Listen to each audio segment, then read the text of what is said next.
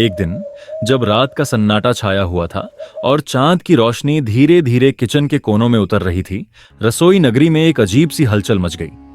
प्याज साहब अपने मेज पर बैठे पुराने ग्रंथों में खोए हुए थे और अचानक उन्हें एक अजीब सी सरसराहट सुनाई दी। वह सरसराहट इतनी मंद थी कि पहले तो उन्हें लगा कि शायद हवा में उड़ाते पत्तों का खेल है, परंतु धीरे धीरे जब वह आवाज स्पष्ट होने लगी तो हर किसी के दिल में एक अजीब सी बेचैनी उठ गई। टमाटर बाबू तुरंत उठ खड़े हुए और अपने तेज नजरों से आसपास की ओर देखा। उन्होंने जोर से पूछा, कौन है वहां? परंतु जवाब में केवल अंधेरे की खामोशी थी। कटिंग बोर्ड के पास, जहां हर दिन सब्जियां मिलती थीं और बातें होती थीं, वहां कुछ अलग सा हो रहा था। किसी ने महसूस किया कि दीवारों पर एक अजीब सी छाया उभर रही है, मानो कोई पुरानी याद फिर से जीवित हो उठी हो। बैंगन भी डर के मारे कांप उठा, पर उसकी आंखों में एक जिज्ञासा की झलक थी। वह जानता था कि रसोई नगरी में कई बार अजीब घटनाएं हुई थीं, पर यह घटना कुछ और ही थी। धीरे धीरे उस अंधेरे को एक आकार लेने लगा और सबकी नजरें उस पर टिक गईं। उस अंधेरे के बीच से एक विशाल नाग प्रकट हुआ। उस नाग की आंखें जैसे अंगारों की भांति चमक रही थीं।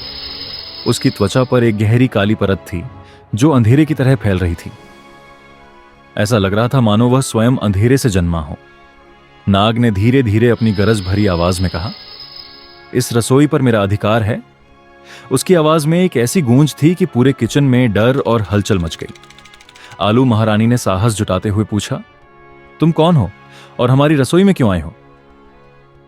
नाग ने अपनी आंखें आधी बंद करते हुए बताया, सदियों पहले जब यह रसोई बनी थी, तब यहां एक महान संत ने एक प्रतिज्ञा ली थी कि यह स्थान कभी अपवित्र नहीं होगा। पर समय के साथ सब कुछ बदल गया। अब मेरी शक्ति को भुला दिया गया है और मुझे लगता है कि यह रसोई मेरी होनी चाहिए। यह सुनते ही प्याज साहब ने गंभीरता से कहा, हमने कभी भी इस रसोई में कोई अपराध नहीं किया। यह हमारा घर है और हम इसे अपनी मेहनत से सजाते आए हैं। लेकिन नाग ने ठंडी हंसी बिखेरी और कहा, अगर तुम अपनी रसोई को बचाना चाहते हो तो मेरी चुनौती स्वीकार करो। मैं तुम्हें 3 कठिन परीक्षाएं दूंगा। यदि तुम सफल हुए तो मैं हमेशा के लिए रसोई से विदा हो जाऊंगा, परंतु अगर तुम असफल हुए तो यह रसोई मेरी हो जाएगी। उस पल किचन नगरी की सारी सब्जियां एक दूसरे की ओर देखने लगीं। उनमें डर था, पर साथ ही एकता की चमक भी थी। आखिरकार आलू महारानी ने दृढ़ता से कहा, हम स्वीकार करते हैं। उस रात जब पूरा किचन अंधेरे में डूबा हुआ था, नाग ने गैस स्टोव को अचानक आग से भर दिया। लपटें ऊंची उठने लगीं और पूरा किचन तेज गर्मी से झकझोर उठा। नाग ने अपनी गहरी आवाज में कहा, तुम्हें इस अग्नि की लपटों में छिपे पवित्र मसालों के मिश्रण को प्राप्त करना होगा और बिना जले। उस वक्त भिंडी बाई ने साहस के साथ आग के बीच से कदम बढ़ाना शुरू किया। मैं बताता हूं कैसे उसने धीरे धीरे सावधानी से आगे बढ़ते हुए उस आग से भरे हुए स्टोव के बीच से आवश्यक मसालों का मिश्रण इकट्ठा किया। उसकी पत्तियां जलती हुई थीं, पर उसने कभी पीछे मुड़कर नहीं देखा। टमाटर बाबू भी अपनी लालिमा के साथ आग की लपटों के बीच में से रास्ता निकालने में मदद कर रहे थे। प्याज साहब ने अपने पुराने ग्रंथों में से कुछ मंत्रों का सहारा लिया। धीरे धीरे भिंडी बाई ने वह मिश्रण तैयार कर लिया जो सुनहरा और मधुर खुशबू से भरपूर था। उसने उसे सावधानी से इकट्ठा किया और नाग के सामने प्रस्तुत किया। उस क्षण पूरा किचन मानो उसकी बहादुरी की गवाही देने लगा।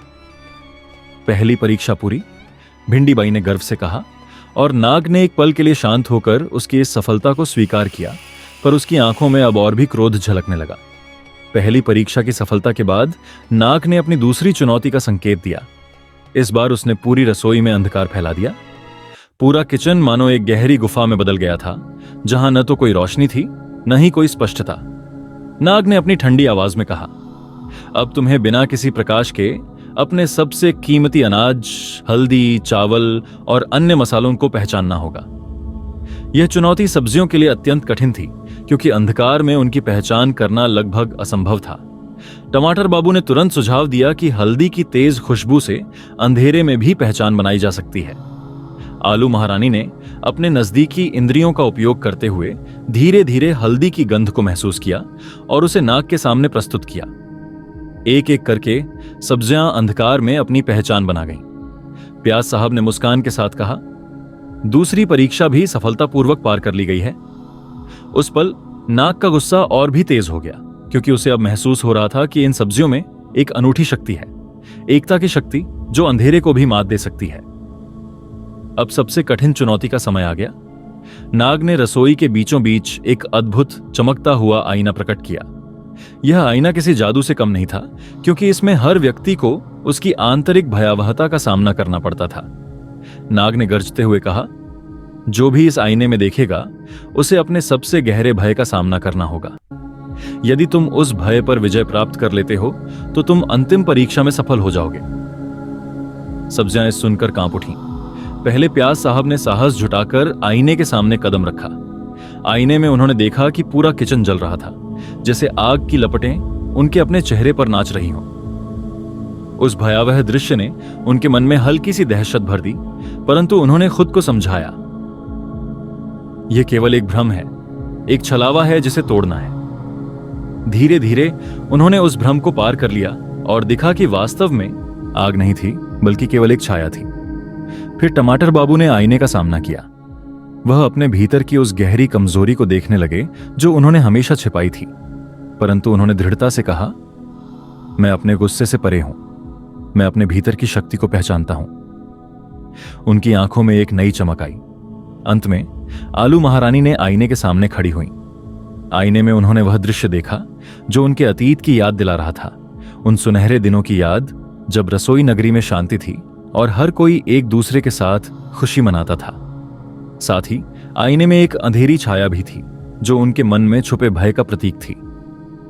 आलू महारानी ने गहरी सांस ली और जोर से कहा, हमारी एकता, हमारे आदर्श और हमारी यादें ही हमारी असली शक्ति हैं। उस क्षण जैसे ही उन्होंने अपने भय का सामना कर लिया, आईना धीरे धीरे अपनी चमक खोने लगा और अंततः शांति में विलीन हो गया। नाग ने गरजते हुए कहा, अब तुमने अपनी अंतिम परीक्षा भी पार कर ली है। मैं देख चुका हूं कि तुम्हारे भीतर वह शक्ति है जो मुझे भी भयभीत कर देती है। मैं अब हमेशा के लिए इस रसोई से विदा हो जाता हूं। और एक चमकदार रोशनी के साथ नाग धीरे धीरे हवा में विलीन हो गया। जब नाग का अभिशाप पूरी तरह से समाप्त हो गया तो किचन नगरी में फिर से उजाला फैल गया। सब्जियां खुशी से झूम उठीं, मानो किसी बड़े उत्सव का माहौल बन गया हो। आलू महारानी ने गर्व से कहा, हमारी एकता, साहस और समझदारी ने हमें इस नाग के अभिशाप से मुक्त कर दिया है। प्याज साहब ने धीरे धीरे अपने ग्रंथ बंद किए और बोले, आज हमने यह सीखा कि जब हम एकजुट होते हैं तो कोई भी अंधेरा हमारी रोशनी को मात नहीं दे सकता। टमाटर बाबू ने अपनी चमक बिखेरते हुए कहा, हर चुनौती हमें और मजबूत बनाती है और हर कठिनाई हमें नई सीख देती है। भिंडी बाई ने मुस्कुराते हुए कहा, यह हमारी रसोई हमारा घर है।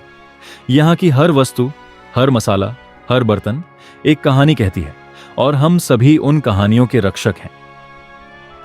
उस रात किचन नगरी में सभी सब्जियां अपने अपने काम में लग गईं, परंतु उनके मन में एक नई जागरूकता थी। उन्होंने ठान लिया था कि भविष्य में चाहे कितनी भी चुनौतियां आईं, वे हमेशा एकजुट रहकर उनका सामना करेंगी। सांप का अभिशाप खत्म हुए कई दिन बीत चुके थे।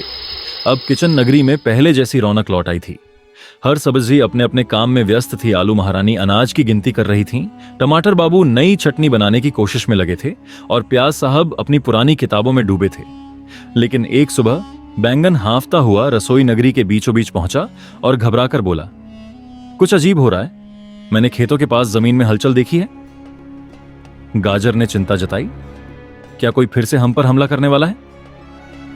लहसुन बाबा ने झट से खिड़की से बाहर झांका।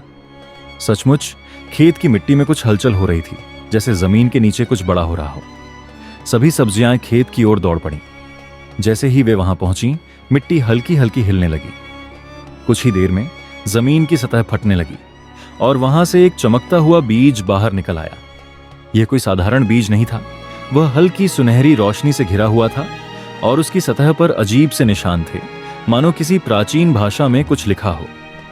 भिंडी बाई ने ध्यान से उसे देखा और बोली, यह बीज किसी आम पौधे का नहीं हो सकता, इसमें एक अलग ही ऊर्जा है। प्याज साहब ने अपनी किताबों के पन्ने पलटे और पढ़ते हुए बोले, यह किसी जादुई पौधे का बीज लग रहा है। शायद यह हमें किसी नए रहस्य की ओर ले जा रहा है। आलू महारानी ने गंभीरता से कहा, हमें इसे सुरक्षित रखना होगा, पर हमें यह भी पता लगाना होगा कि यह बीज यहां कैसे आया और इसका असली उद्देश्य क्या है। लहसुन बाबा ने अपनी माला घुमाते हुए कहा, शायद ये कोई आशीर्वाद है या फिर कोई नई परीक्षा। बैंगन ने उत्सुकता से पूछा, क्या हमें इसे बो देना चाहिए? प्याज साहब ने चिंतित होकर कहा, बिना जाने इसे लगाना सही नहीं होगा।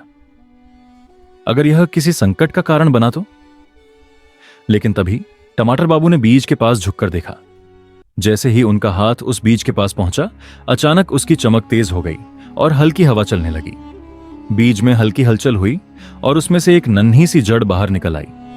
गाजर ने घबराकर पीछे हटते हुए कहा, यह अपने आप अंकुरित हो रहा है। आलू महारानी ने गहरी सांस लेते हुए कहा, अब यह निश्चित हो गया कि यह कोई सामान्य बीज नहीं है। हमें यह समझना होगा कि यह हमें किस ओर ले जा रहा है। सब्जियां अब एक बड़ी दुविधा में थीं। क्या वे इस रहस्यमयी बीज को अपने साथ रखें और इसका अध्ययन करें या इसे वहीं छोड़ दें? लहसुन बाबा ने धीरे से कहा, जो भी हो, यह बीज हमारी नगरी के भाग्य से जुड़ा हुआ है। इसे समझे बिना हम इसे यूं ही नहीं छोड़ सकते। आखिरकार सबने तय किया कि वे इस बीज को किचन नगरी के बीचों बीच एक सुरक्षित स्थान पर रखेंगे और उस पर नजर रखेंगे। लेकिन उन्हें यह अंदाजा नहीं था कि यह बीज उनकी जिंदगी को पूरी तरह बदलने वाला था। अब किचन नगरी के सामने एक नया सवाल था, क्या यह बीज उनके लिए वरदान था या किसी नए संकट की शुरुआत? वीडियो के अगले भाग के लिए वीडियो को लाइक करें और चैनल को सब्सक्राइब करें। कमेंट में लिखें पार्ट 2।